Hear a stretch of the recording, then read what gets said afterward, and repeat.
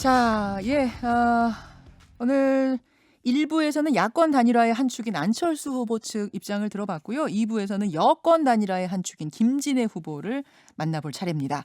민주당 박영선 후보와 열린민주당 김진애 후보 16, 17일 양일 동안 일반 시민 여론조사와 당원 투표를 5대5로 반영해서 최종 후보를 확정하기로 했는데요. 조금 의아하실 거예요, 들으시면서. 아니, 당이 다른데 어떤 식으로 당원 투표가 가능하다는 거지? 이런 생각 드시죠? 자, 열린민주당 김진애 후보 직접 연결해보죠. 김 후보님 안녕하세요. 네, 안녕하십니까. 예, 단일화 룰이 확정이 됐는데 네, 뭐 일반 시민 여론조사는 알겠어요. 근데 네, 권리당원 투표를 50% 반영한다. 네. 당이 다른데 이거 어떤 식으로 반영이 가능합니까? 제가 뭐 단안을 내린 건데요. 네. 저쪽에 더불어민주당의 권리당원이 숫자가 저희보다 한 60배 정도 됩니다. 15만 명. 네네. 예, 저희는 예. 한 3천 명가량 맞아요. 되고요. 그러니까 한 50배 정도는 되는 거군요. 그런데 이것을 받아들이지 않으면은 제가 본선에 나가도 더불어민주당 당원의 마음을 얻어야 제가 본선거에서 이길 수 있다. 이런 생각이고, 우리가 이번에 단일화를 하는 거는 승리하는 단일화를 위해서 서로 힘을 합한다는 의의가 있기 때문에 이 점에서 제가 결단을 내렸습니다. 그렇게 하니까 아주 순조롭게 되더군요. 그러니까 민주당원 예를 들어서 민주당원 1,000명, 열린민주당원 1,000명 이렇게 정해놓고 물으면 당연히 자기 당 후보 뽑을 테니까 그런 식은 아닐 테고. 이번엔 적합하고 누가 최적임자냐, 누가 이길 수 있는 후보냐, 그거를 누가 이변과 기적을 만들 수 있는 후보냐, 이런 것을 제가 뭐 호소하는 거죠. 민주당원, 열린민주당원을 한 풀에 담고 거기서 무작위로 ARS를 돌리는 거예요? 다 모든 사람을 다 대상으로 합니다. 모든 당원은. 모든 당원에 대해서 다 돌립니다. 그러면은 이렇게 수가 많이 차이가 나는데도 50배 네. 차이가 나는데도 그냥 한 풀에 담아서 무작위로 ARS를 돌린다? 무작위가 아니라 게 전체를 다 돌린다니까요. 모두 다 돌린다. 전수를 다 돌린. 그렇습니다. 그래도 어차피 네. 차이 나는 건 마찬가지잖아요. 어마어마하게. 똑같죠. 그러니까 뭐 정확한 건데요. 제가 민주당에서 한 15년 일을 하면서 특히 18대 4대강 사업 저격수로 상당히 민주당의 자존감을 살렸다고 하는 그런 평가를 받았고요. 또 21대에서는 제가 법사위에서 일하면서 윤석열 검찰총장에게 맞서면서 상당히 또 신의를 얻은 이런 부분들에 대한 것, 또 열린민주당의 개혁 성향과 이런 부분에 대해서 상당히 또 지지할 수 있기 때문에 저는 그 룰을 그야말로 결단을 한 겁니다. 네. 어제 김의겸 전 청와대 대변인은 통 크게 받아들였다. 단일화 비용도 반반 똑같이 부담하기로 했다. 그건 너무나 당연한 거죠. 그거는 모든 거는 반반씩 해야 되고, 김의겸 예비 의원님께서는 저한테 무량무변이다. 통이 큰 게 아니다. 통을 가늠할 수 없다. 뭐 이런 얘기를 쓰셔서 제가 감동했습니다. 제가 그런 감동을 선거에서 만들고 싶습니다. 네. 네. 근데 일각에서는 특히 이제 김근식 국민의힘 비전전략실장은 뭐라고 하셨냐면 애초에 이길 승산이 없는 김진애 의원이 박영선 지지 선언을 통 크게 한 거 아니냐 이렇게 비판하시더라고요. 말이죠. 그거는 뭐 그분 얘기니까 저는 그 귀에 흘려듣고요. 저는 이렇게 항상 생각을 합니다. 감동이 없는 선거는 이길 수가 없어요. 그리고 이변이 없는 선거는 또 이길 수가 없습니다. 이번에 오세훈 후보가 이변을 만든 것 때문에 상당히 기세가 올라가지 않았습니까? 저희도 지금 이번에 단일화가 성사된 이후에도 박영선 후보가 안철수 후보나 오세훈 후보에게 단일화를 했을 때는 다 지는 거로 이렇게 자꾸 나오는 거예요. 그러니까 민주당에서 급해진 거죠. 그동안은 굉장히 좀 여러 가지를 좀 재다가 급해져서 서로 이제 결정을 하게 된 것도 있습니다.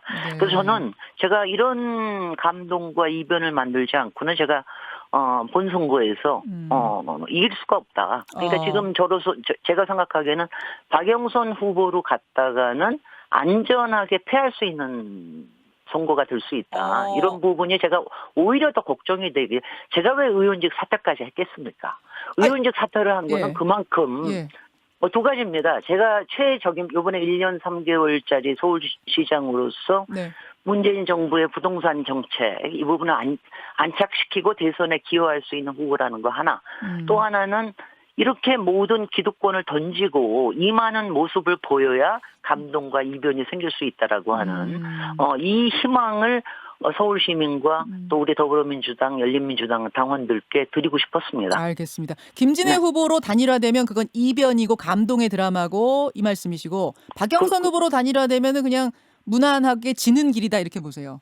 안전하게 지는 길이라고 저는 보는 것이 어저께도 어느 시인께서 이런 말씀을 하셨는데 더불어민주당은 여태까지 연전연승을 했습니다. 특히 네. 지난 총선 이후에도 압승을 해서 지금 거대 집권 여당인데 예, 예. 한쪽에서는 여러 가지 실망도 있고 또 여러 가지 또 비판도 많이 있습니다. 이번에도 만약 그렇게 갔다가는 지금 이렇게 당에 업혀서 나오는 후보로 가기에는 네. 지금의 국면이라고 하는 거는 상당히 불안하다. 그렇기 때문에 그리고 만약 그런 사람이 서울시장이 돼 있으면 그러니까 당연히 됐겠지 하는 이런 게 아니라 허허. 야 저렇게 도전하고 개척하고 네. 자기를 다 던지고 나와서 감동을 만드는 이런 후보가 서울시장에 있으면 저는 확실하게 정치적인 약자 아닙니까? 네. 정치적인 약자가 이런 승리를 거뒀을 때 우리도 좀 저런 서울시장에게 좀 기대고 싶다. 더군다나 도시 전문가라고 하니 여러 가지를 좀 믿고 맡길 수 있지 않겠느냐.